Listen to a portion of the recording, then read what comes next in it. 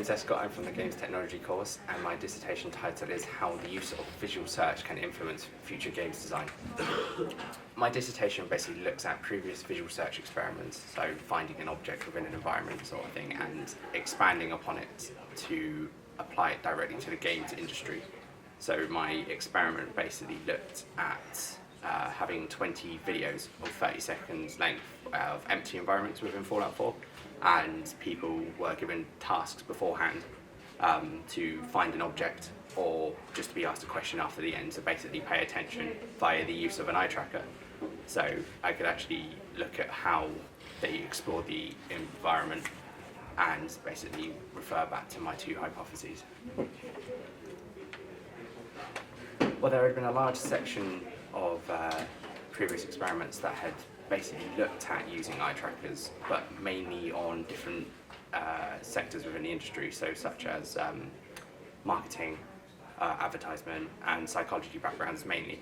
There has been some use within the games industry, but not as much as in other sectors. So the main outcome was that there had been eye trackers used, and they each had an all different experiment design. But the main theme was that if participants were given a task, that they would have slightly different outcomes depending on the task.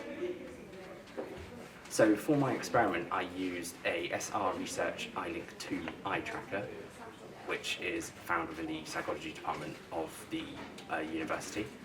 SR Research has its own experiment builder software, which basically is almost like a drag and click, put in everything that you need to do.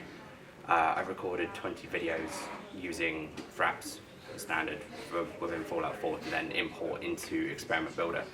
And the eye tracker has its own software, which then links with Experiment Builder. So that's how that all generated the data. And then afterwards, again, SR Research has an analysis tool, which I basically used just to analyze the eye movement patterns, just to make sure that it was all in line, and then link them back to my two hypotheses. So my experiment had two groups of participants where they had two tasks throughout the video. The first was to count an object that was found. So, for example, a chair or a light or something that they knew beforehand, so they knew what they were looking for rather than going in blind.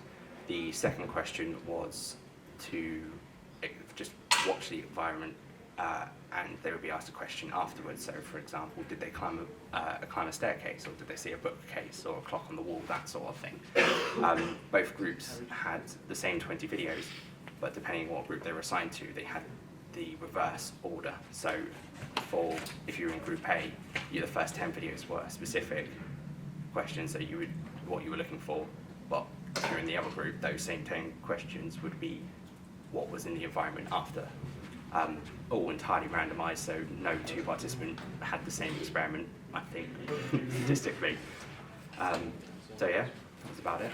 So my first hypothesis was that eye movement patterns for generic questions would be further spread out due to people not actually looking for a specific object. They would actually explore the environment more than if they were looking for a certain object, which was actually found to be true. My second hypothesis was that people would answer better on specific questions because they knew what they were looking for, rather than generic questions where they were basically walking in blind. But on my second hypothesis, it was actually found that generic questions were answered better than specific questions by about 30% overall. So quite a huge difference. Overall, it was the whole thing. I know that sounds quite cheesy, but if I had to pick, was actually getting the results from the experiment. Being able to actually look at eye movement patterns and see how people explored an environment is then quite useful to how it can then be applied to creating games in the future, especially with environments where you look at typical role-playing games or MMOs like World of Warcraft, where you usually have to find an object sometimes. If it's in like an enclosed environment, you can sort of get a rough feel of how people look around and use that in the future.